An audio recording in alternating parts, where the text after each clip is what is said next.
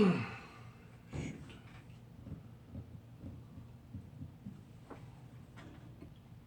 can get some if you want some. No. I just finished eating. It just smells good. I wouldn't buy anything that didn't smell good, bro. Alright, hello and welcome to No Lies Just Bullshit. I'm your host, Nick Swartz. Thank you for tuning in. Intro is included this week. This is kind of on the fly because I need my man Porter here for this. So the camera is closer than it normally is, and the room is smaller, and Anyway, go to NLJBS.com and pick up a shirt. Come to Alley Cat Tattoo and get tattooed. I usually got stuff I do right here, Porter. Porter's in the room, y'all. I'm thrown off. Kate's over there listening. It's real weird. But more important, this is a hotline episode. So if you're listening to this, and I'm talking to you, the guy right now going, is he talking to me? Yeah, I'm talking to you. 540-407-8393. Call the fucking number. What you laughing at? I just like that you have to read it too, because I never remember it. I never remember the number. It's on the wall over here. 540-407-8393. Kate's going to call the hotline next week, right, Kate? Yeah. Did you just say Cardi B? She said you're crazy. I thought you just randomly said Cardi B. She did not randomly say Cardi B. All right. So this is, as you guys know, this is an off week, and so folks call in, they leave messages. I've always said, you can ask Porter a question, you can ask Andrew a question, anybody at the shop. And this week, I think it's for both these guys, but Andrew is out of town, so I'm gonna play this, and then I'm gonna see what Mr. Porter has to say. Are we ready, everybody? Yes. Hey, my name is Thomas. I tattoo out in Sacramento. I had a question for Andy and Porter, and maybe just some of the older head tattooers you got there at Alley Cat. I'm just a first-year tattooer.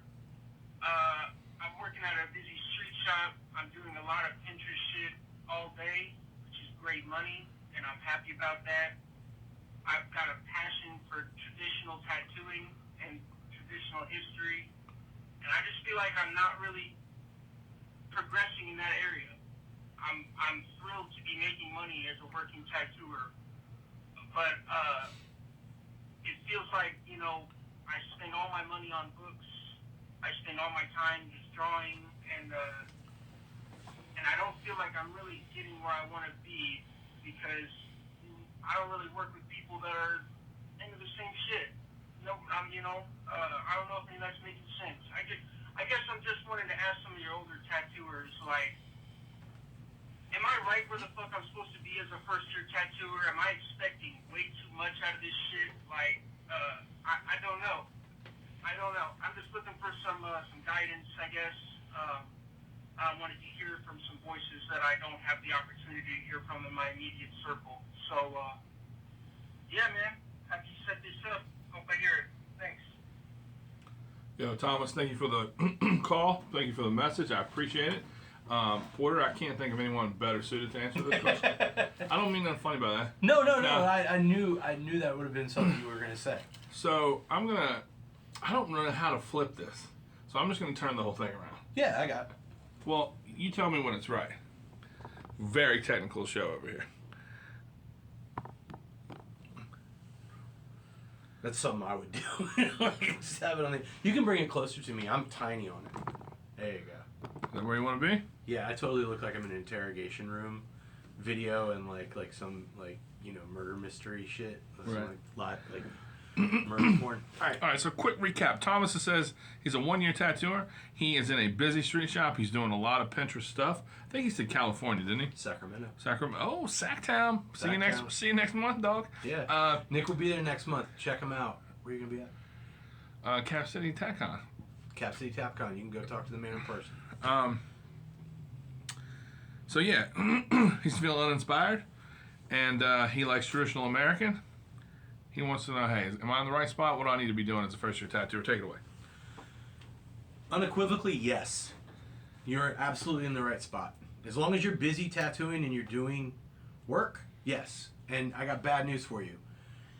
Your tattoos that you want to do, your traditional tattoos that you want to do right now, you're going to be happy that you're just doing Pinterest stuff. Because if you're pumping out a whole bunch of Burt Grimm a whole bunch of Sailor Jerry, any of that stuff. Smith Street stuff. Smith Street stuff, traditional stuff. I got bad news. You're only a year into it. You haven't grasped it. You asked if you're being used at your proper potential, I think the word was. You're only a first year tattooer. Like, the things you need to work on now are the mechanics, are the everyday setting up, breaking down, setting up, breaking down. The monotony of it. You need to learn what kind of needles you like. You need to learn what works best for you. This is something that I struggled with in the beginning, is that I wanted to do all these tattoos that I thought were great. And, you can never complain about owning books. I'd say it's particularly hard if he's nailing these Pinterest tattoos. Yeah. It makes it even more difficult. I think what he said was he's not getting any. I have the transcript. I'll just read what he says. I have a passion for traditional tattooing and traditional history, and I just feel like I'm not really progressing in that area. Sure. But you're a first-year tattooer, once again. You're a first-year tattooer. Like, you shouldn't be focusing on one lane. You should be learning how to be a street shop tattooer. And that's, You can ask you kept saying you wanted to ask an older head. Every older head is going to flat out tell you their heroes are Tim Hendricks, Juan Puente, Freddie Corbin, street shop guys. Street shop guys that can show up, do a traditional tattoo, a Pinterest tattoo, a beautiful black and gray rose, a portrait. Andrew Connor's a great example of that. Everybody in Alley Cat's a great example of that. Brian Bruno took time to come here and work for a couple days and just do walk-ups. And he nailed each one of them. He did a great job and he had a good time. You're also going to learn how to sell your tattoos. That's another big huge. thing. Yeah. Because if you do Pinterest tattoo on somebody who's like, oh, this is a traditional tattoo, you can get in the process of tattooing them and being like, well, let me show you what some real traditional tattoos are. And then you kind of plant that seed in their head, and the next thing you know, they're coming in and saying, like, I want to get this tattoo from, I saw this from Sailor Jerry or Smith Street or whatever. And then you get to do that tattoo. So none of those guys that I mentioned before, any street shop hero that you look up to, or any tattooer that's well-versed that you look up to, the reason they nail a traditional tattoo is not only because they study it, but because they are well-practiced. They're warm. They're never cold. They're never sitting around going, man, I wish I had something to do. Let's run over to Dairy Queen, put the sign up on the door. They're working. They're constantly working. And another thing that really bums me out about younger tattooers who complain about tattooing in a shop where they do Pinterest tattoos, if you're doing walk-up tattoos and you're just doing Pinterest tattoos, you're making money. Be happy about that. First and foremost. He said that. Yeah. First and foremost, I'm not. I don't want to bite his head off Yeah. because, frankly, he is 100% normal to feel this way. Oh, yeah. You felt this way. Everybody feels this way. The way. Oh, you continue now. But if you're doing Pinterest tattoos, you're not going home and drawing Pinterest tattoos. You're not going home and drawing sleeves.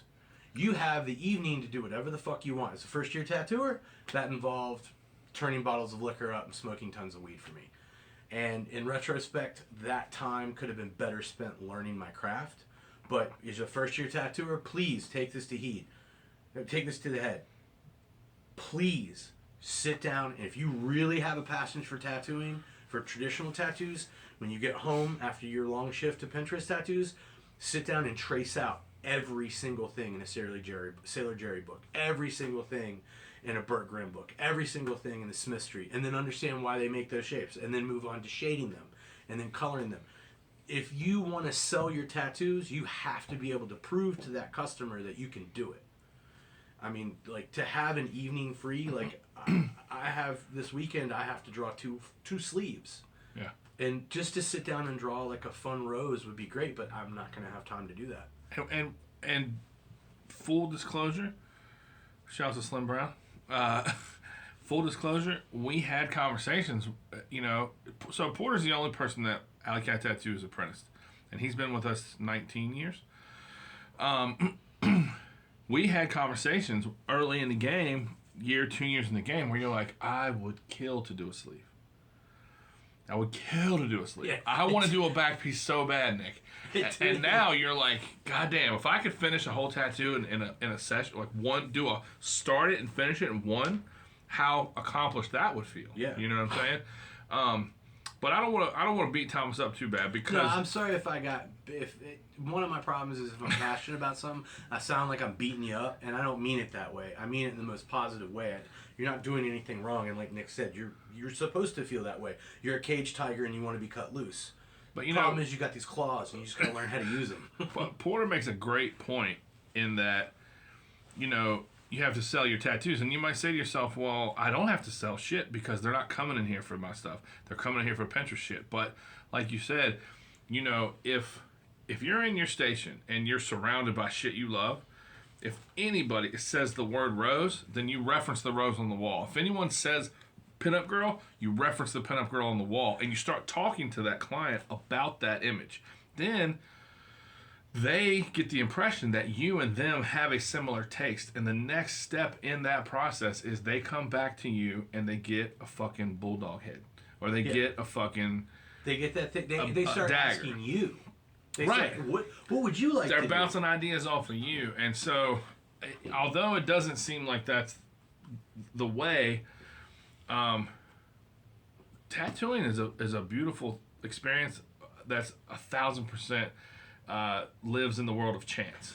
Chance is a motherfucker. Chance happens all the time. And you, Porter, have ended up doing fucking, I would say, a suit on Cody because of talking about what you love. Yeah.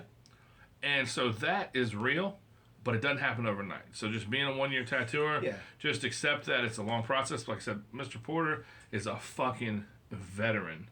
And he's in the game 19 years. It takes that amount of time to do a fucking suit. Yeah. You don't get to do a suit. To put it in 3 years perspective, Scott Sylvia says, if you've been tattooing 10 years, then you're probably good enough for me to really want to talk to you about tattooing in general. Right. Because that's a hard reality, but if you love it and you want it. But if you look at Alley Cat, I want to do bodysuits. I want to do Japanese and weird bodysuits. Like, that's my lane. But then you go across the aisle, and there's Andy, who's like, it's just whatever he wants, like whatever he's doing that day, he's going to make it something he wants to do. Right. And he's capable of doing anything. And then you have Richie, who's like, I'm not pigeonholing him, he's very good, but he's like, if I could just do traditional stuff like Mike Wilson the rest of my life, I'd be fucking happy as fuck. And then you have Jake, who's like, I just kind of want to like keep stretching out and expanding and doing things. Yeah. And then you have Trevor, who does incredible black and gray stuff, but then can tell you every single reason why your machine runs the way it does. And not just every machine, your machine. You put a machine in his hand, he can tell you why it runs that buzzy, why it runs that loud. And that's just it. You're a year into it, man. Like, 10 years into it, you're still... Tattooing is so multifaceted. Especially in this day and age. Yeah, but think about it back in the day. Like, the old timers, the guys that are 2 or 3 generations before us, like, they not only had to draw their designs, mix their pigments, make their needles, they had to know how to work on their equipment. They had to know how to sell machines. They knew how to paint stuff. There's a lot to it, and we're very lucky. And the artistic end of it was the smaller end of it. Oh, God, for tattooers in the beginning. That's why you had all that beautiful folky stuff. Yeah. But anyway, Thomas, thank you. Yeah, don't be discouraged. Thanks for hitting us up. Hit us up again. We can, if you have another question, I'll try to get Andrew in next time, or both of these fellas. But these guys are a wealth of knowledge, and I'm glad that you asked, and I don't want you to feel like, you're on the wrong path, because you're just executing clean, well-received tattoos is so important. Yeah. And it's like, it all boils down to like what Rubendal said. You have one job in front of you. Do that job to the best of your ability, then move on. Yeah. All right, Mr. Moore, thank you. No problem.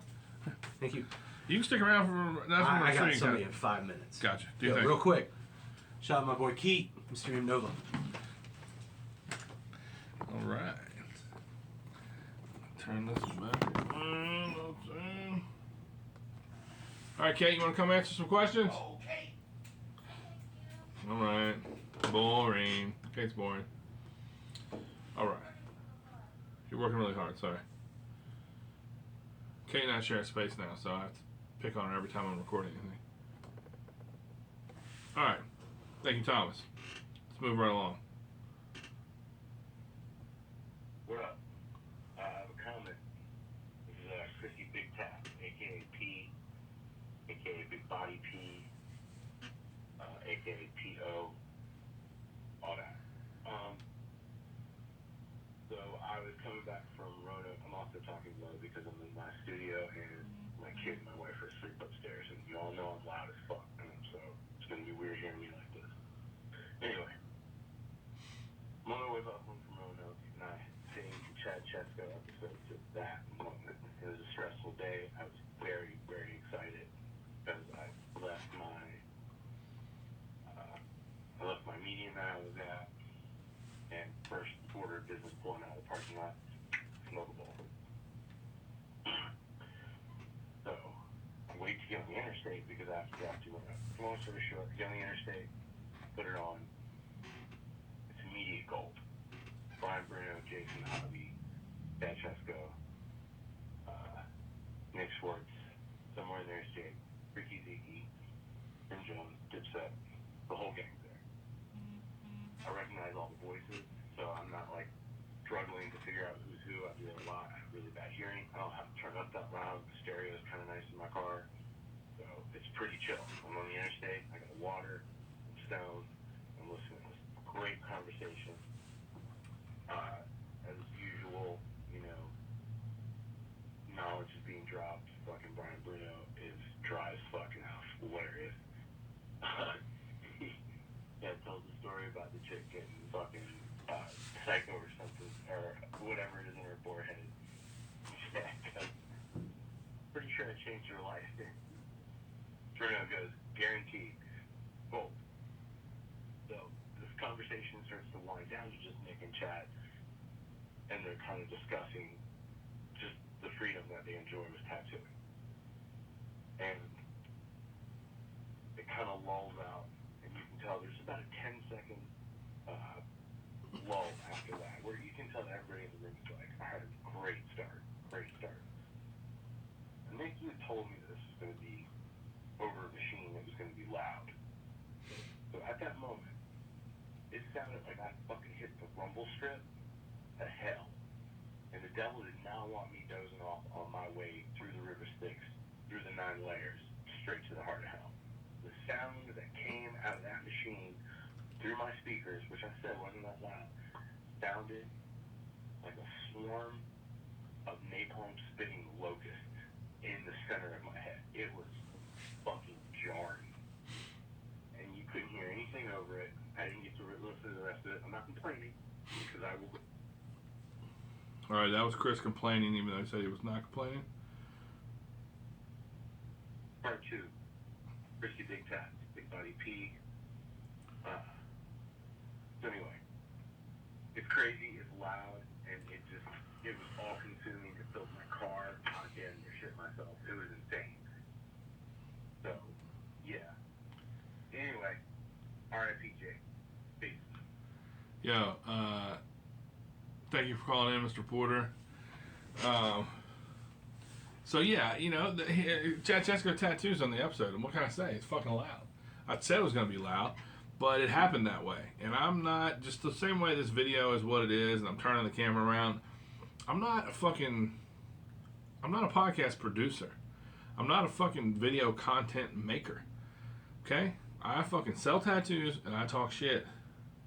I'm not doing those things. I'm hanging out with my kids. But the fucking podcast had to happen, and the tattoo had to happen. It happened that way. I'm very sorry. And there's a fella who reached out to us and cleaned up the episode, but it puts a weird distortion on our voices. My brother's trying to decide if he wants to release it or not. That's up to him. What I did was, I went to the basement of Absolute Art with my friends. I hit record, and I fucking hung out for a couple hours and talked shit. The way it went down was with a loud fucking tattoo machine. I just can't. That's sort of the end of it.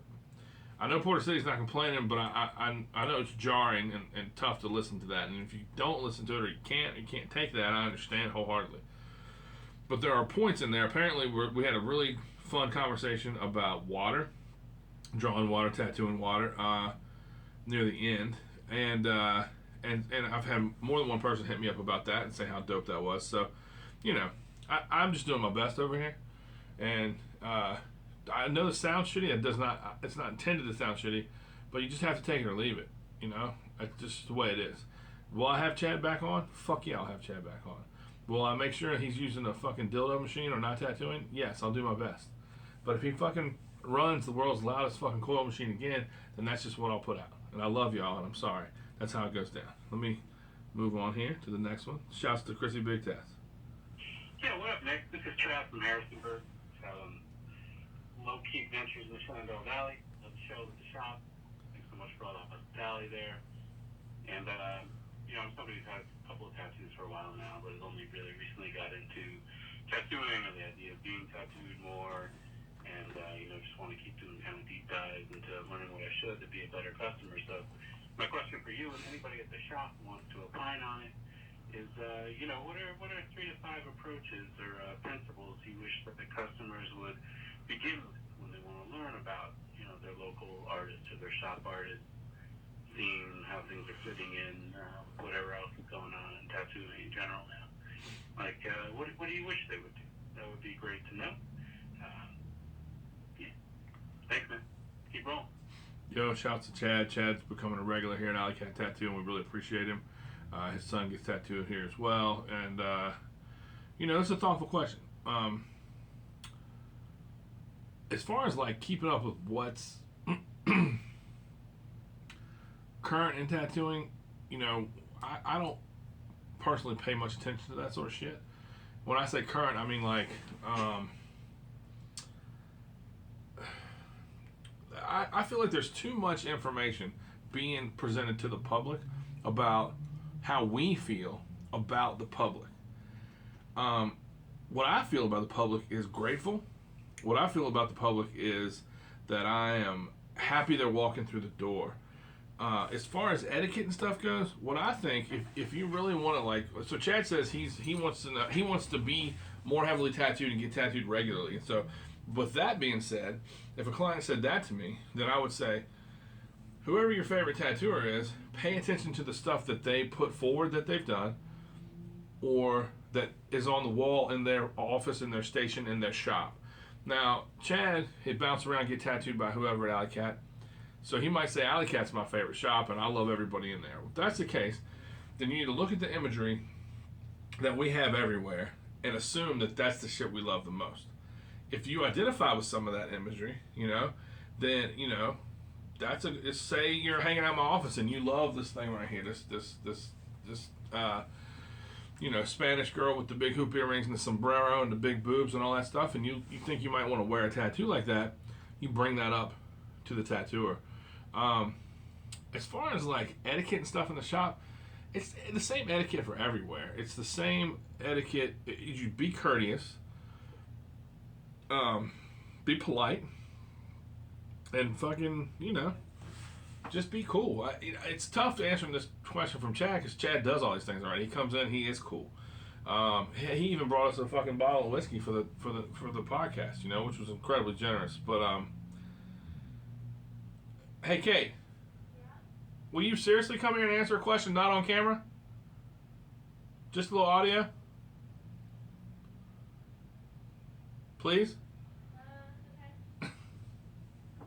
So I'm bringing Kate in here. I tease her all the time, but I want her on the show more. She doesn't want to do it, and I'm sorry, but she does work for me, so I'm gonna make her do this. Kate is a veteran of the front of the shop. She pierces and runs the front, and she's the face of and has dealt with more clients in the fucking 7 years she's been here than probably any other person in the building. If there's one thing you could suggest to customers to do better or do right, what would it be? Or can you think of anything? Like I said, I don't think it's worth beating anybody up, but I think just common courtesies and politeness is huge. The first thing that comes to mind is just listening to our advice, whether it be my advice, the tattooer's advice. You know, typically if we're guiding them, it's for their own good. Like if we say, no, I wouldn't recommend this. You don't want a spider on your face. Right. You know, Right. little things like that, or the upside down tattoos. Instead of getting defensive, just take a second, Consider listen, why. hear, consider why, and that we're you know, we say these things for a reason, you know. Also, for shop management like yourself, people need to realize, and I know that you're going to agree with this, that what you're telling them is what the tattooers have instructed them to tell you to Right. tell them. Right. Oftentimes, the public wants to get around whoever they're talking to at the front of the shop and just speak to the tattooer. And the tattooer is, I was telling somebody this yesterday, if you work at Alley Cat Tattoo, you are tattooing from noon till 8 or later. If you get lunch, you're lucky You're you lucky. squeezed it in. Mm-hmm. It's not that they don't want to talk to these people. It's that they're busy. Then they go home and they draw for the next day or the next thing. They're not trying to avoid you. It's that they've instructed Kate or whoever's around the front of the shop on exactly what to do, exactly what to say for every possible scenario. Is that correct? Oh, absolutely. So it's just a courtesy to the tattooer to be respectful and listen to the shop management, whoever's at the front. Mm-hmm. Thank you. I know you're uncomfortable, but I just wanted to hear it from the horse's mouth. Yeah, no problem. Thank you, Kate. So yeah, Chad, you're already a good client, and we appreciate you. And so, yeah, just listen to the boss. If they're running the show up front, then that's what it's all about. All right, moving right along.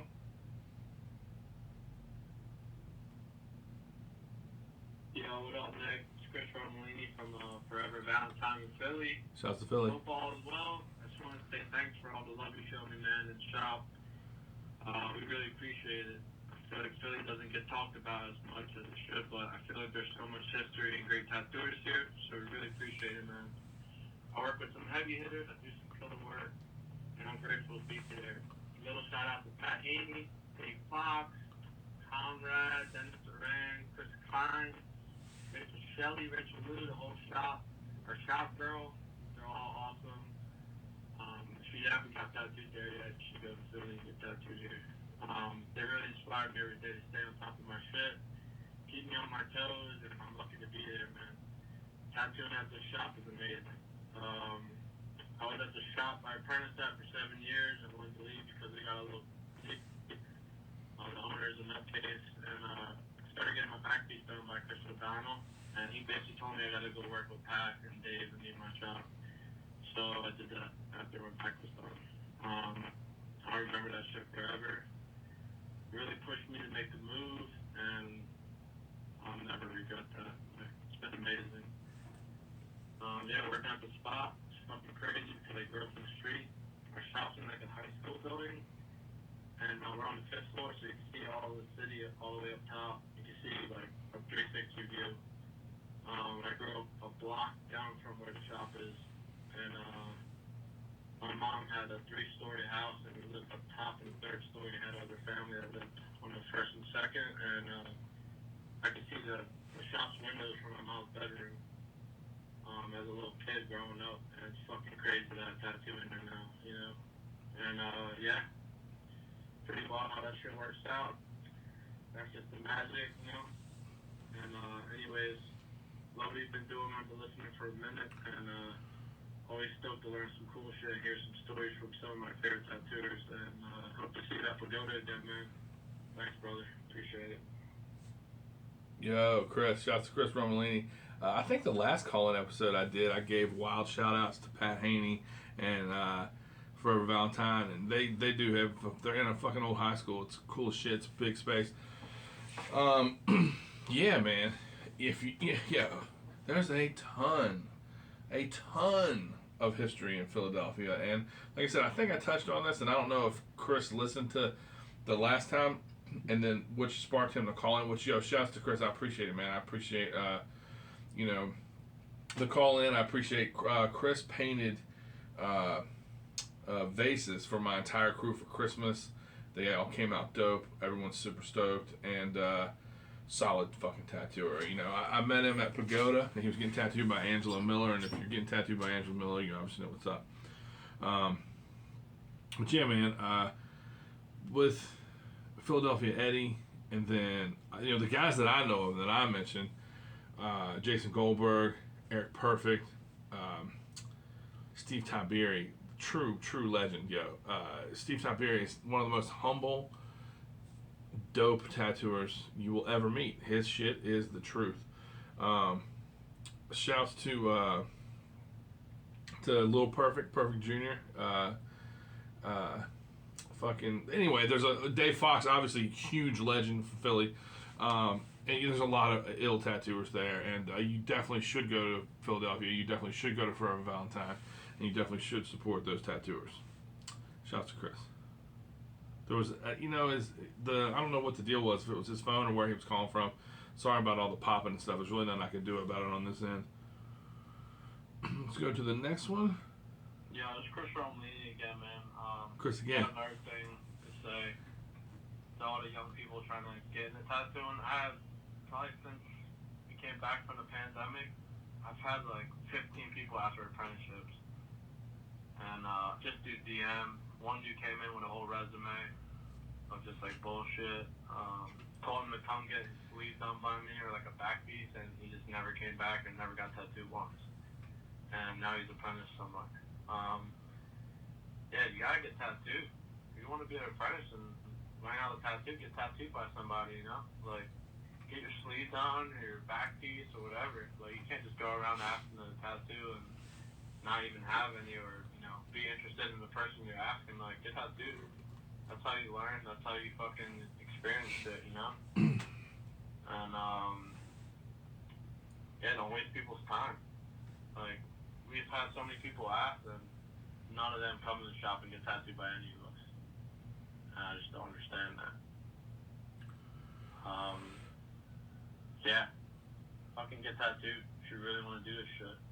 That's how I learned everything. Get tattooed, meet people, spending fucking hours and hours with somebody and a lot of money. And that's how I met Chris, because he was getting tattooed by Angela. I just mentioned that. And, respect the person you're going to, and they're going to respect you, And I feel like I learned so much from getting all the tattoos I've gotten in the last 10 years that I've been tattooing. And, yeah, I feel like that's happening less and less now. But, fuck it. I mean, the people that really want to do this shit and, know what's up, they'll do it. And people that don't want to, fuck it, They'll stay in their own bubble. But, yeah. Yo, he's 100% right. Sometimes I'm a little hesitant to give out the game on this, because I don't want to give motherfuckers a key to the kingdom, to the fucking, you know what I mean? But at the same time, most people that are listening to That's Just Bullshit aren't trying for apprenticeships. They're already in the door, and then some fucking super genius street shop tattooer said, have you ever heard the greatest fucking podcast ever fucking recorded? Well, now you can. Those are the most of the people that are listening to this show. But, Chris could not be more correct. And people think, like, I had a person say, I told the person just what Chris just said. I said, if you want someone to invest in you, and that's what they're asking. When they're saying, I want an apprenticeship, they're saying, please invest in me. Please give me a way to make a solid living for the rest of my fucking life. Why wouldn't you get tattooed by them? Why don't you get tattooed first? I don't understand. But anyway, life is about relationships. And you need to establish a relationship with someone before they're going to invest in you. But more importantly, you need to get heavily tattooed. No tattooer is going to take you seriously if you're not. Motherfuckers come and say, I love tattoos. It's my passion. I love tattoos. I love to draw. And they got 3 fucking tattoos. I had a kid come in here the other day. Now, I will say this kid was nice. This kid was respectful. He's 19 years old. He had a portfolio of images that he printed out that he, I guess, screenshotted the image from Pinterest and then kind of like tightened it up on his iPad or something and then printed it and put it in a portfolio that I could flip through. And I was like, you didn't draw these images. And he was like, well, I got them off Pinterest. And I was like, yeah, well, so you know how to use a printer. I don't, what you need to do is learn how to sketch a tattoo. Now, I was having this conversation with Juan Puente yesterday, and Juan said, you know what, it's tough because I'm not much of a sketch guy. I'm more of a hard-line draw kind of person. Those people exist, and I've worked with people like that, but they're rare. You need to learn how to build a rose. You need to learn how to build a skull. It's very difficult to draw a skull that looks right from scratch. Just from hard lines. You build it up a little bit. I'm not the authority on these things. But what I'm saying is this kid came in, he had a hand tattoo, he had a neck tattoo, He had a forearm tattoo on each arm. And I told him, I said, if you want to, figure this out, learn how to draw and get covered in tattoos. And he was nice, he was respectful, but he looked at me like I was out of my fucking mind. But that's what you need to do. You need to get covered in tattoos. If you're passionate, this is what you love, this is what you want to do, then you have to walk the walk. You gotta walk the walk. But Chris is 100% right. These motherfuckers come in all the time. They want you to give them everything. And if I say you should get covered in tattoos, they think this one girl tell me, you're just trying to make money off of me. First of all, yeah, you're fucking right. I'm trying to make money off everybody. Second,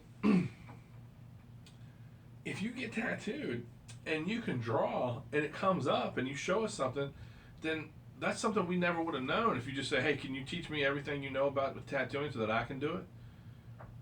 That's whack. That's not the way to do it. You have to build a relationship. You have to get tattooed. So that, I've had people come in and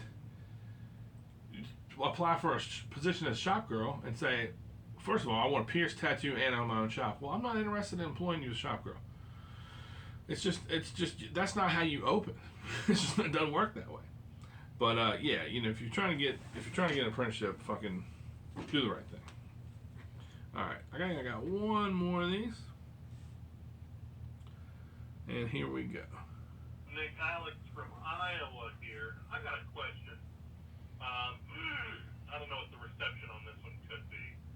I'm not a tattooer. I would say that I'm more heavily tattooed than the average American, and I love it. When I look at tattooers and the work they do, I look at it as an art form, first and foremost. What I've noticed a lot lately is this big push that a lot of people are becoming tattooers now, and when I look at them, they have barely any tattoos. And I'm not judgmental, but maybe I am a little bit. And, seeing these people that are 18, 19, which is fine, not an age thing, but they just have zero tattoos on their body and are coming into this industry. Is that just a cultural shift that we're seeing in these days, or I just kind of want to see your take on it, and anyone else around the shop, that especially Connor and those guys have been doing this for 20 plus years. So yeah, that's my question. New age tattooers that don't have any whatsoever. Bye. Shout out to Alex. Thank you so much for the call. The simple answer is whack. It's fucking whack. Fuck that. We just covered it a minute ago, but I'll elaborate even more. I'm not buying a car from a motherfucker who can't drive. These guys, there might be a cultural shift. There might be a cultural shift, okay? But I'm in control of that in my shop. So, and by the way, I'm not a tattooer, but I'm fucking covered. And, I do everything I can to do what's right for this business, for the people in this business, for my crew, for my team, for everybody. So I'm answering this question. Connor's not here. I'd bring him in. Porter's tattooing right now. But there may be a cultural shift that I'm not aware of because I don't keep my finger on the pulse of those sort of things. I keep my finger on the pulse of what goes on in Alley Cat Tattoo. And what goes on in Alley Cat Tattoo is we are in control of the culture here. We are in control of the look and feel and tone and everything that every the way it's received is the way we deliver it, and it's up to us. So you'll never see a motherfucker get an apprenticeship here who's not tattooed. You probably never see a motherfucker get an apprenticeship here, but we've apprenticed one person. I said it earlier. It's Chris Porter. He's been here 19 years. I'm not saying we'll never open the books again, but we're in no hurry to open the books. My point is,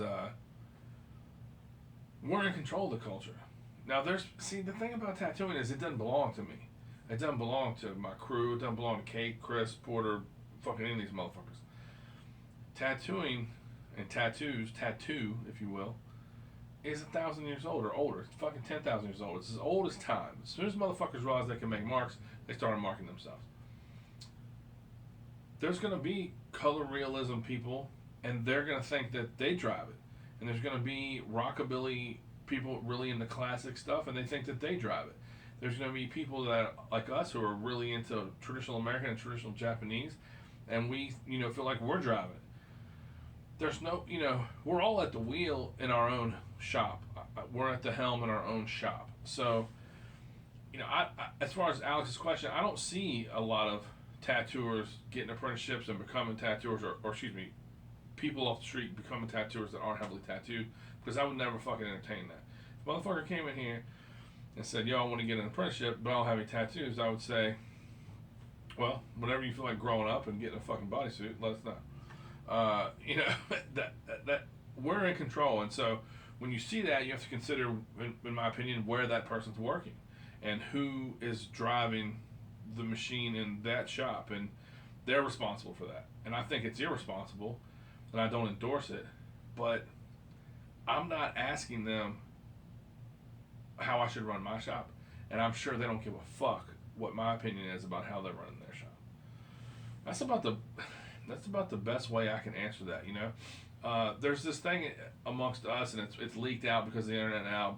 It's called like the Warped Tour bodysuit, where it's like a motherfucker has his throat and neck done and his hands done, but nothing on his torso.